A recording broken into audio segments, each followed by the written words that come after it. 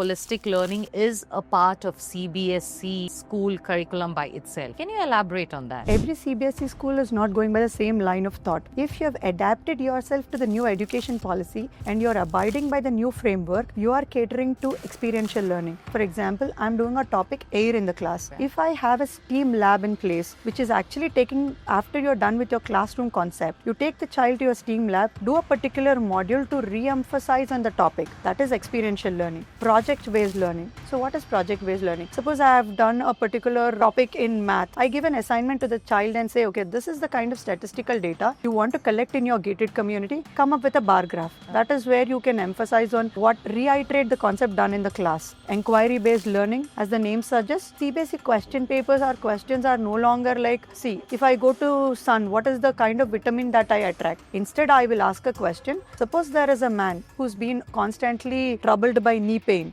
and he's not getting enough sunlight and exposure. What do you recommend for the man? So these are the kind of higher order thinking skill questions or thought-provoking questions that are asked in CBSE question paper. So the previous line of thought has completely changed. There is a paradigm shift in the way questions are asked, in the way concepts are done, in the way labs are executed. It is no longer the same physics, chemistry, bio, composite lab.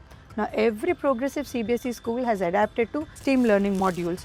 Science, technology, engineering, math. So this is together called STEAM Learning Lab. Okay. As per the CBSE framework, a stipulated set of modules, and these are in line with the concept that is done in the class. Okay. When a concept is done in the class, they come back to your STEAM Learning Lab and do a module to re-emphasize on every concept that they have learned. That is experiential learning. So I see this as holistic learning, right?